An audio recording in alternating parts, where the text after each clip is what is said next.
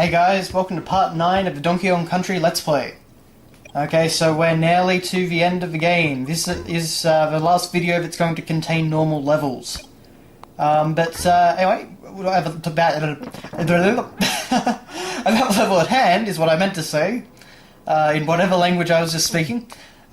So we've got this great mechanic of the lights will turn off if you don't hit these barrels.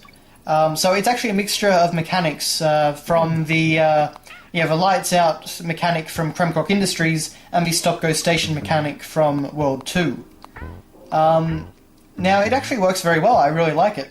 Now all the lights actually don't turn off if you don't get a barrel. It just gets very dark. You can still see the eyes of the enemies, which is a great cartoonish touch. And you've also got these really dim hang lights, which give you a little bit of illumination. So it actually looks really good when the lights are off, because it shows you just kind of how well they handled lighting in this game. Unfortunately, it does get a little bit hard to see. So it's definitely much better to have the lights on. But it does give you a good sense of just how impressive the lighting system for this game is, because all they're really doing is changing sprites. They're not actually doing three-dimensional lighting or anything like that. Now, obviously, you couldn't do that sort of thing on the Super Nintendo hardware. I don't even think with the FX chip or anything like that you could have done proper lighting. But anyway, this certainly gives the right impression. And I appreciate how they give you that barrel right there, so that they want you to be. I mean, you do have to be in a kind of specific amount of circumstances. You've got to be Donkey Kong holding it up. But, even if you don't see that necky above the on barrel, you'll take him out as long as you're holding the barrel. And I didn't notice that at first. I just kind of jumped up there assuming it would be safe. So, luckily I was holding a barrel.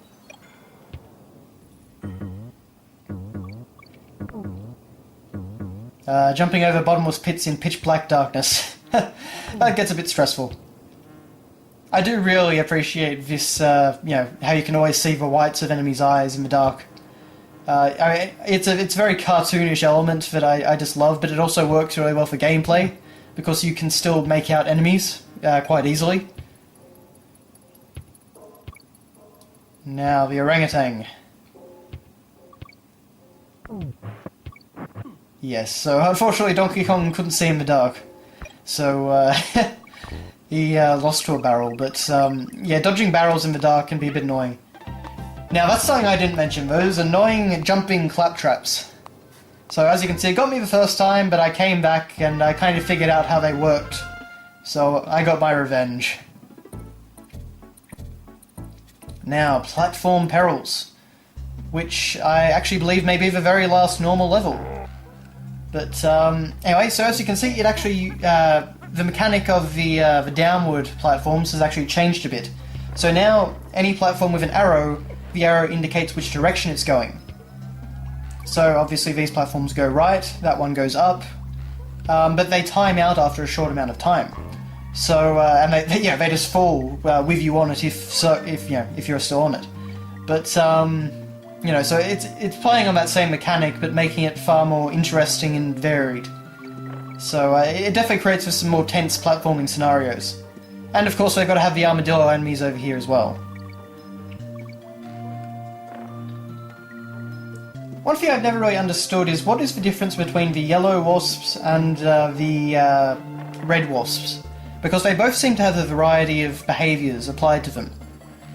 They can do either or. So I've never really understood what it was.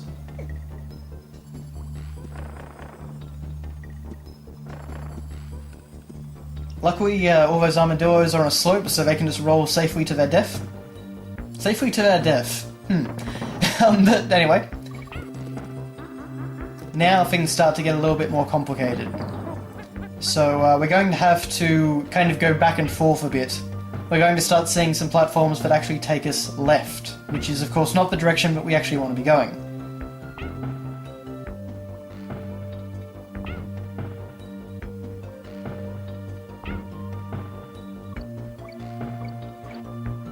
Actually, yes, this is... oh no, sorry, I thought that was... I believe at one point, anyway, that might have actually been a death of mine right there.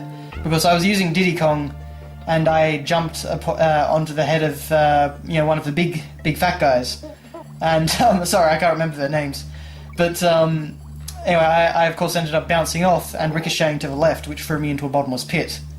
Luckily that time I actually managed to jump over his head, but anyway. So I think this is more where it started to become more complicated. So basically, you're going to start to see these big guys, clubbers, I believe they might have been called, standing on your platform. So and the only way to take them out easily is with the barrels, at least to my knowledge. I think Donkey Kong might be able to jump on some of them, but I don't know if he can jump on these. So it creates some more tense situations, because you've got to jump onto a platform, pick up a barrel. The moment an enemy gets in range, you've got to throw it, and then jump to the platform that they were standing on. But anyway, that was the end of the level. So after a quick visit to Cranky, last time I saw you, you were wearing diapers. I actually don't know if that's supposed to be a reference to Donkey Kong Jr. or what. I don't think we ever did see this Donkey Kong in diapers. Because he's the son of Donkey Kong Jr. technically. But anyway, with some final encouragement from Cranky, we head on to Necky's Revenge, who of course is the second recycled boss, which is a bit unfortunate, but the final boss kind of makes up for it. So with this incarnation of Necky, what he'll do is that he'll spit out multiple nuts, and as you can see I actually died because I misunderstood his mechanics. But he'll spit out multiple nuts, and the number of nuts is equivalent to how many times you hit him. So he'll spit out one nut to start with. After you hit him once, he'll start spitting out 2 nuts. After you hit him twice, he'll start spitting out 3, and so on. And you can only actually damage him after he's spat out all of his nuts. So, but with that knowledge in hand, it becomes pretty easy. You just gotta get the rhythm right for bouncing on the tyre, and then you're fine. I will say, though, he is kind of more interesting than the original Necky. So, I prefer him to Naughty Beaver, at least. At least they did something more with this guy's mechanics. Naughty Beaver just kind of jumped a bit further. But anyway, that's the end of Part 9, so I'll see you next time in the very final part.